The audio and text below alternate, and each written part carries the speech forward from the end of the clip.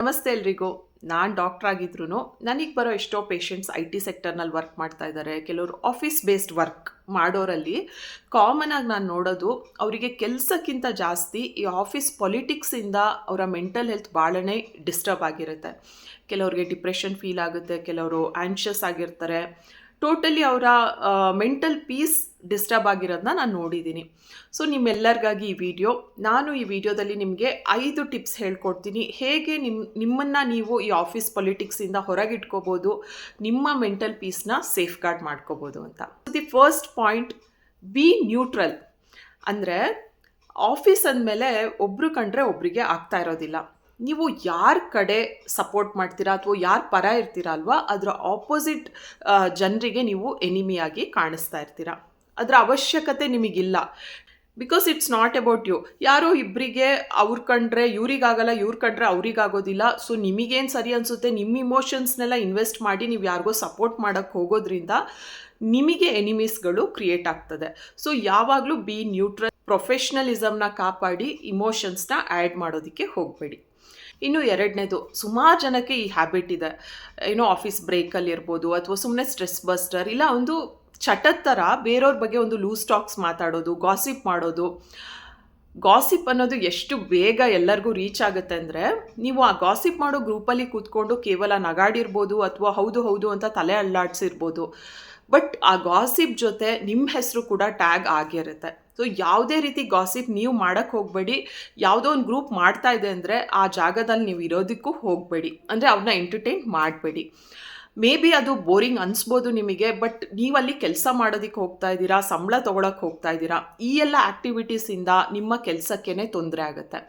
ಇನ್ನು ಮೂರನೇ ಪಾಯಿಂಟ್, ನೀವು ಎಷ್ಟೇ ಒಳ್ಳೆ ಕೆಲಸ ಮಾಡ್ತಿದ್ರು ಮ್ಯಾನೇಜರ್ ಜೊತೆ ನಿಮ್ಮ ಸಂಬಂಧ ಹೇಗಿದೆ, ಈಕ್ವೇಷನ್ ಹೇಗಿದೆ, ಅದು ತುಂಬಾ ಇಂಪಾರ್ಟೆಂಟ್ ಆಗಿರುತ್ತೆ. ಬಿಕಾಸ್ ನನ್ನ ಎಲ್ಲ ಪೇಷಂಟ್ಸು ಹೇಳ್ತಾರೆ, ಮ್ಯಾನೇಜರ್ ಭಾಳನೇ ರೂಡು, ಮ್ಯಾನೇಜರ್ ತುಂಬ ಅಂಡರ್ಸ್ಟ್ಯಾಂಡಿಂಗ್ ಇದ್ದಾರೆ, ಈ ಥರ ಬೇರೆ ಬೇರೆ ಫೀಡ್ಬ್ಯಾಕ್ ಇದೆ. ಸೊ ಮ್ಯಾನೇಜರ್ ನಿಮಗೆ ನೀವು ಯಾರಿಗೆ ರಿಪೋರ್ಟ್ ಆಗ್ತಿರಲ್ಲ ಅವ್ರ ಜೊತೆ ನಿಮ್ಮ ಈಕ್ವೇಷನ್ನ ಚೆನ್ನಾಗಿ ಇಟ್ಕೋಬೇಕು.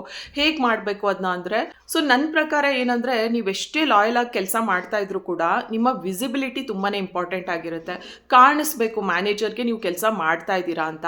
ಆ್ಯಂಡ್ ಇಫ್ ಎಟ್ ಆಲ್ ನೀವು ತುಂಬಾ ಚೆನ್ನಾಗಿ ಕೆಲಸ ಮಾಡ್ತಾ ಇದ್ದೀರಾ, ರೀಚ್ ಆಗ್ತಾ ಇಲ್ಲ ಅಂದರೆ ಒಂದು ಸಣ್ಣ ಕಾಲ್, 1-to-1 ಕಾಲ್ನ ಸೆಟ್ ಮಾಡ್ಕೊಳ್ಳಿ. ವೀಕ್ಲಿ ಅಪ್ಡೇಟ್ ಕೊಡಿ, ಈ ಕೆಲಸಗಳಾಗಿದೆ, ಈ ಥರ ಪ್ರಾಬ್ಲಮ್ ಬಂದಿತ್ತು, ನಾನು ಈಗ ಹ್ಯಾಂಡಲ್ ಮಾಡಿದ್ದೀನಿ ಅಂತ ನೀವಾಗಿ ಒಂದು ಆಪರ್ಚುನಿಟಿನ ಕ್ರಿಯೇಟ್ ಮಾಡ್ಕೊಳ್ಳಿ. ಇದರಿಂದ ನಿಮ್ಮ ಕೆಲಸ ಚೆನ್ನಾಗಿ ನಡೀತಾ ಇದೆ ಅನ್ನೋದು ಮ್ಯಾನೇಜರ್ಗೆ ತಿಳಿಯುತ್ತೆ.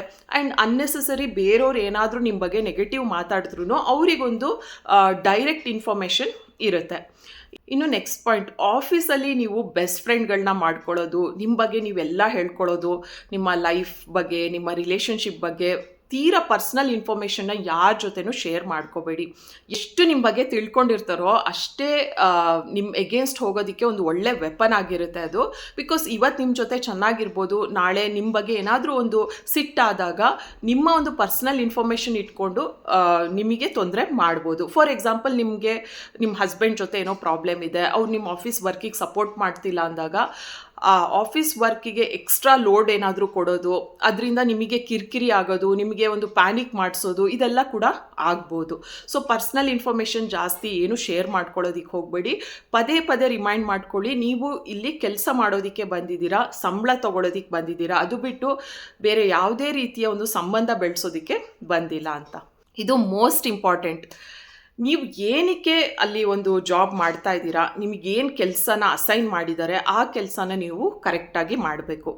ಅದನ್ನು ಬಿಟ್ಟು ನೀವು ಬೇರೆ ಏನೇ ಒಂದು ನನ್ನಲ್ಲಿ ಒಳ್ಳೆ ಗುಣಗಳಿದೆ, ನಾನು ಒಬ್ಬರಿಗೆ ಬೇಜಾರಾದರೆ ಮಾತಾಡ್ತೀನಿ, ನನಗೆ ಒಳ್ಳೆ ಫ್ರೆಂಡ್ಶಿಪ್ ಇದೆ, ನಾನು ಬೇರೆ ಆ್ಯಕ್ಟಿವಿಟೀಸಲ್ಲಿ ತುಂಬ ಇನಿಷಿಯೇಟಿವ್ ತೊಗೊಳ್ತೀವಿ, ಇದು ಯಾವುದು ಮ್ಯಾಟರ್ ಆಗೋದಿಲ್ಲ.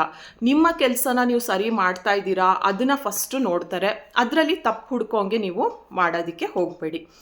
ಆ್ಯಂಡ್ ಎಲ್ಲದಕ್ಕೂ ಕೂಡ ಪ್ರೂಫ್ ಇಟ್ಕೊಳ್ಳಿ. ನೀವು ಯಾರ ಜೊತೆ ಏನೇ ಮಾತಾಡಿದ್ರು, ಒಂದು ಇಮೇಲ್ಸ್ ಇರ್ಬೋದು ಅಥವಾ ಏನೋ ಒಂದು ಟಾಸ್ಕ್ ಕೊಟ್ಟಾಗ ಒಂದು ಅಪ್ರೂವಲ್ಸ್ ಇರ್ಬೋದು, ಎಲ್ಲದನ್ನೂ ಕೂಡ ಡಾಕ್ಯುಮೆಂಟೇಷನ್ ಮಾಡೋದು ನಿಮ್ಮಂಥ ಆಫೀಸಲ್ಲಿ ಕೆಲಸ ಮಾಡೋರಿಗೆ ತುಂಬಾ ಇಂಪಾರ್ಟೆಂಟ್. ಆಫೀಸ್ ಅಂತಲೇ ಅಲ್ಲ, ಈವನ್ ನಮ್ಮ ಡಾಕ್ಟರ್ಸ್ ಜಾಬಲ್ಲೂ ಅಷ್ಟೇ ಡಾಕ್ಯುಮೆಂಟೇಷನ್ನೇ ನಮ್ಮನ್ನ ಸೇವ್ ಮಾಡೋದು.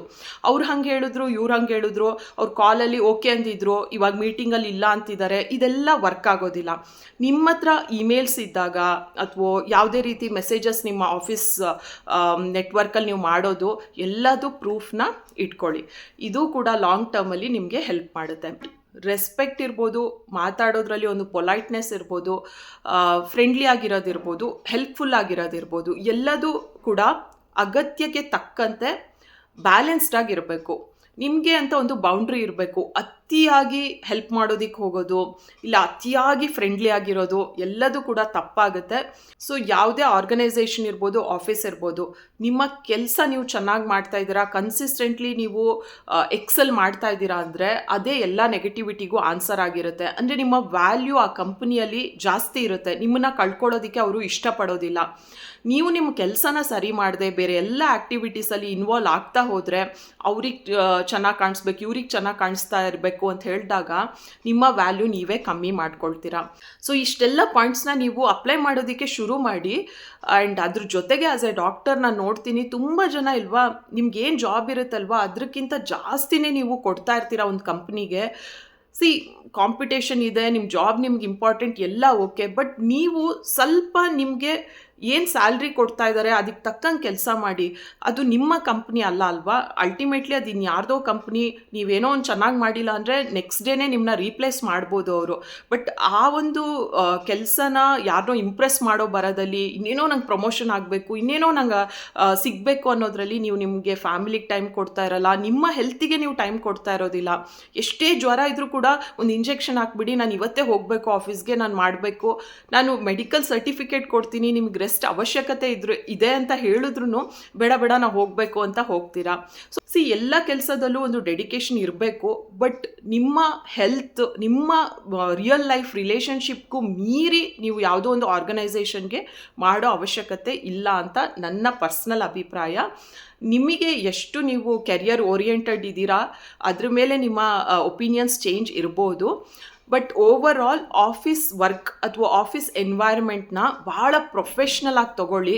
ಅಲ್ಲಿ ಯಾವುದೇ ರೀತಿಯ ಇಮೋಷನ್ಸ್ ಅಥವಾ ಯಾವುದೇ ರೀತಿಯ ಲೂಸ್ ಟಾಕ್ಸ್ ಬೇಡ. ಆ್ಯಂಡ್ ನಿಮ್ಗೆ ಯಾರು ಮ್ಯಾಟರ್ ಆಗ್ತಾರೆ, ನೀವು ಯಾರಿಗೆ ರಿಪೋರ್ಟ್ ಮಾಡ್ತೀರಾ ಅವರಿಗೆ ನಿಮ್ಮ ವರ್ಕ್ನ ಅಪ್ಡೇಟ್ ಮಾಡೋದು, ಅವ್ರ ಜೊತೆ ನಿಮ್ಮ ರಿಲೇಷನ್ಶಿಪ್ನ ಕರೆಕ್ಟಾಗಿ ಇಟ್ಕೊಳ್ಳೋದು ಇಂಪಾರ್ಟೆಂಟ್ ಆಗಿರುತ್ತೆ.